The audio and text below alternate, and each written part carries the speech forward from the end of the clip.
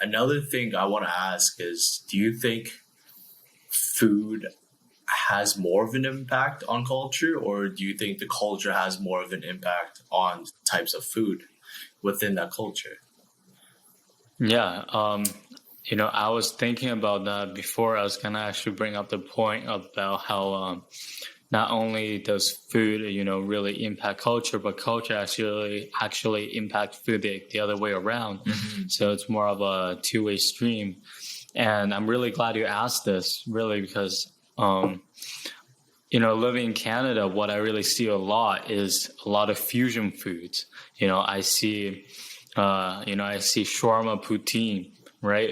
Very Canadian Hmm. dish poutine. You add, the shawarma with the spices, the meats, the sauces. You combine them together. It came out really well. It's very unique, and it's a product of these culture really intertwined, right? And you also see stuff like, and I mean, it's not really here, but like in the greater Vancouver area, you have something called Japa dog. So you have something very North American in the hot dog. Then you add this Japanese and Asian in general kind of flavor and essence to it with seaweed or some of the other sauces, and and just you get a you get these combinations of flavors and ingredients that you wouldn't have if it's just one culture staying in the same place. Like the food, would never evolve that way, right? Hmm. And in Canada also, aside from the fusion foods, what you also get a lot really is kind of the North American version of other foods. So when you eat a lot of, I don't know, Chinese food, Japanese food, and pizza, stuff like that, a lot of like really the if you're getting it from just a typical restaurant, it's not gonna be authentic. There are already changes made. The stir fries and the just kind of dishes that are offered on a Chinese restaurant, like on those menus, you're not really going to find them in China. And it's a very similar thing with Japanese food, like the sushi rolls. Sushi rolls in general are much more popular in North America compared to actually Japan. And also, like some of the most popular sushi rolls that we have here, like California rolls, BC rolls, Alaska rolls, like these things, they don't really, well, maybe they do like exist now.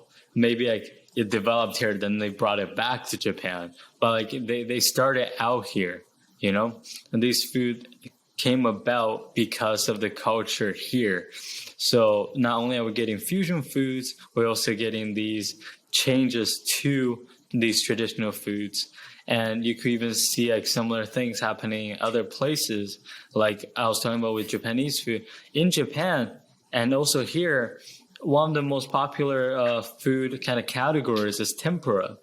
And tempura actually originated in Portugal.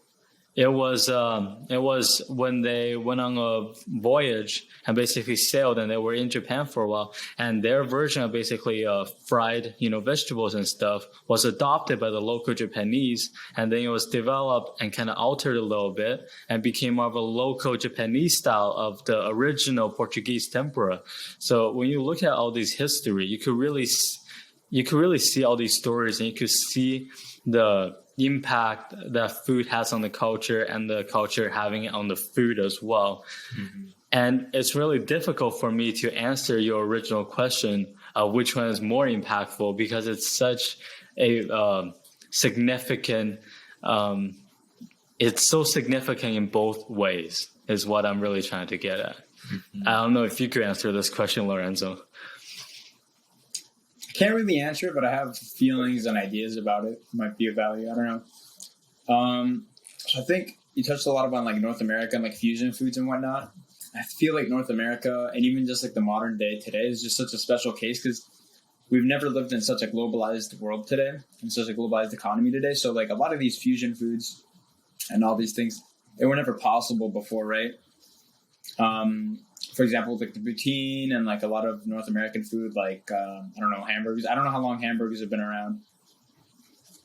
So a lot of that's kind of like, I feel like relatively speaking, brand new.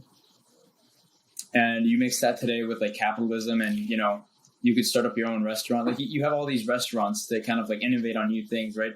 You didn't have that as much or nearly to the same extent. I feel like 100 years ago, 200 years ago, it just didn't exist. You know what I mean? I'm sure you had like restaurants that were probably more niche back then, but at the end of the day, I just don't think it would have been possible to do a lot of these things. And with the globalization, obviously, like sushi in North America, I don't think you could get sushi in North America very long ago. You know what I mean? It just wasn't a thing. It wasn't very popular. Canada in particular, I think we touched upon this. I forget what episode we did. We talked about how it's a little bit more like kind of like a quilt or like a melting pot. And I think you see that manifested in the food a little bit, where people try all sorts of different foods and they like all sorts of different foods. I don't know how true that is in other parts of the world, like in particular areas that aren't so globalized, that aren't so economically stable, I suppose. Maybe not stable. Stable's the wrong word for it, but maybe not quite so affluent or globalized. So like, you go to like some random city somewhere in the Middle East, you're probably not going to see the same variety. I'm sure you can still find like pizza and all that jazz, but it's not going to be the same as here, where you got like all the cultures you could ever ask for, basically, within like a couple minutes of ordering food and whatnot. So I think in the modern era, that's kind of like a really special case, because we really don't know. I couldn't tell you what's more impactful on which one, the culture more impactful on the food, or the food more impactful on the culture. I'd be more inclined to say the culture is more impactful on the food, and at least recently. But back in the day, I don't know. Because like I think a good example might be, maybe if you look at like Spanish cuisine, maybe that might have been impacted quite a bit by the Muslim and I guess North African influence there from when they were popping over there. I don't know. I haven't looked into it, but I'm assuming that's a thing. If you look at the language, it's massively influenced. Yeah, absolutely, right?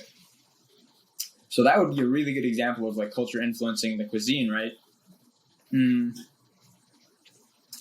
So I think just in general, I feel more inclined to say it's the culture impacting the food. Nowadays, it's a little bit more murky, I feel. Yeah. I mean, I don't know. But I don't know if you have any thing to say about that, Raymond, because I do want to bring up other points. So if you have anything that you want to say about that, you could go ahead. I'll just make a quick point. I definitely agree with, a lot of what you guys have said. And especially, your thoughts and your opinions and your, the points you guys made about how foods are, they're combining, technically, like they kind of combine from like all sorts of different cultures together. They get it mixed up, and it's like a melting pot.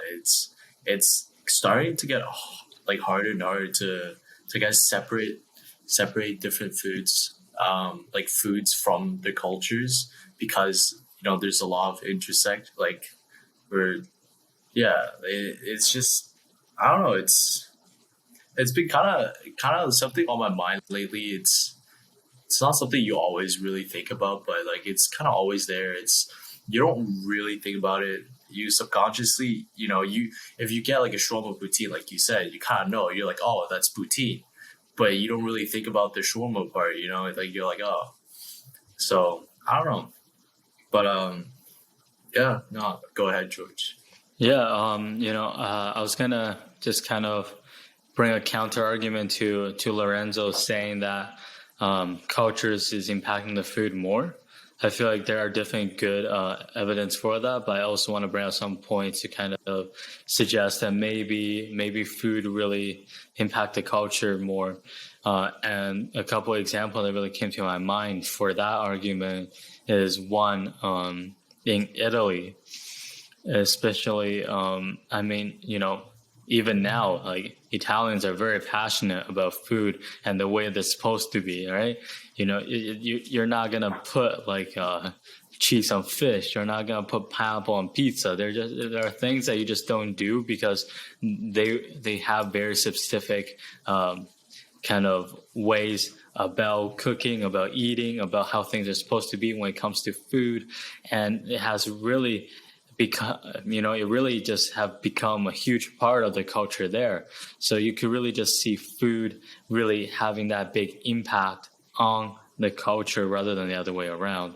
And then you could also see that in maybe people don't quite realize this if they didn't really look at it further, but in a place like Italy, a lot of the foods are very regional. So if you look at the regional, even if you look at like cities, some like pizza, it's from Naples, from Napoli. It's Neapolitan pizza, right? That's where it originally came from.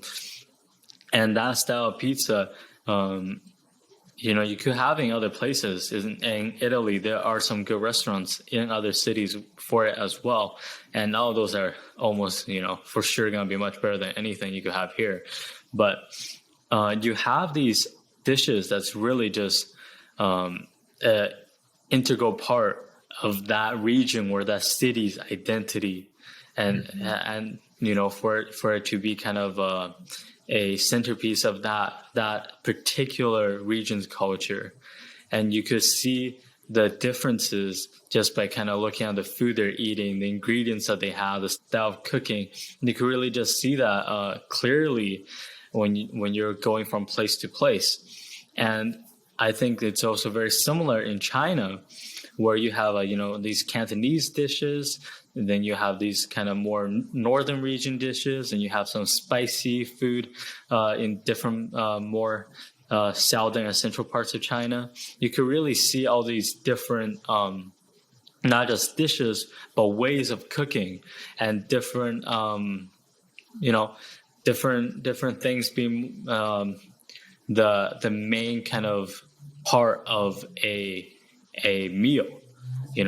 In many parts of China, you have rice being the most kind of common and most kind of basic part of a meal. Whereas in other parts, it's noodles, it's some kind of, bread, or just some kind of, similar pastry, or more of a meat-based thing. So you can really see these different parts in these countries that are just very different, even if you're only looking at the food. So you could see how food could have big impacts on cultures. So, I think you make some very good arguments, Lorenzo, but I just want to, bring out why it's so difficult to say to say like it's one way or the other. Yeah, for sure. Because there are just so many good arguments. Yeah, it's not one way or the other. It's like you said, it's a two-way street. Yeah. Yeah. That's a very interesting point for sure. But I wonder how much of that is just kind of like a cultural tradition, you know what I mean? Like that's just the way people have been doing it there for so long. It's just part of what it is. Like, for example, with the Italian example, you watch Italians talk about that stuff, and like, oh, you can't do that. You can't put that type of cheese on that pasta. What are you doing? Like, I mean, how much of that is that like the food, or how much of that is like the tradition and culture coming out? You know what I mean? It's just the way that they've done it. It's the way that, that's the way my mom taught me, Yeah. So the food itself, you know what I mean? Like, I feel like if we're just looking at the food, you put that same pasta dish somewhere else in the world, just by chance, let's say. And let's say it was indigenous to, let's say for whatever reason, linguine was indigenous to, I don't know, the Inuit people or whatever. Would they still have that same culture around it? You know what I mean? Would they still treat it the same? Obviously, like, a lot of this also goes into like geography and what ingredients are available. So I think the China example, I don't know if you guys would know anything about it. Maybe how much of that is a result of like, in this region of China, they had these ingredients historically. It's literally the biggest reason. Cheaper. I don't know. Yeah. That's what I figured. Right. So how much of that? So like, it's true that a lot of that I feel could influence the culture, but I feel like there's a lot of other factors that influence the food more than the food influences the culture. You know what I mean? Yeah. So I think if you just look at the food itself, it has less of an impact on the culture than the culture has an impact on the food. Wait, did I say that right? I think so. Yeah. I don't know. I'm all confused now. Dude, my head looking like a noodle bowl right now, man. Oh my god, you guys got me thinking, man. Ramen, No, ramen's so good. Oh my goodness. so good. Yeah. Yeah, Yeah, they have Yes, great sir. ramen places. it'll be in interesting to Vancouver. see. Yeah. Yeah. Oh yeah, it'll be interesting to see what happens in the future because now food is just so common everywhere. You know, everyone's got different tastes. So, like, for example, you go back 100 years and you ask a bunch of Italians what their favorite food is. Okay, if you ask Italians nowadays what their favorite food is, they'd probably still say something Italian. But let's say somewhere in North America, you ask somebody in North America what their favorite food is, right? And the answers are going to be like all over the board, you know. Like, you'll have the popular choices, you know, hamburgers, you know, fast food or whatever. But you also get like sushi and all that jazz out of nowhere because nowadays you don't have to think twice about getting that kind of stuff. You can get whatever you want whenever you want, basically. Yeah. And that wasn't like that before. You know, beforehand you had all these constrictions about like, oh, well, this is the ingredients that are available. This is what's financially feasible. You know. So it'll be cool to see how cuisine evolves in the future if it just becomes more inclusive and everybody just kind of gets used to more of a melting pot style food in their general eating habits. Definitely. Yeah. I mean, they're 'Cause, already doing that for sure, you know. Yeah.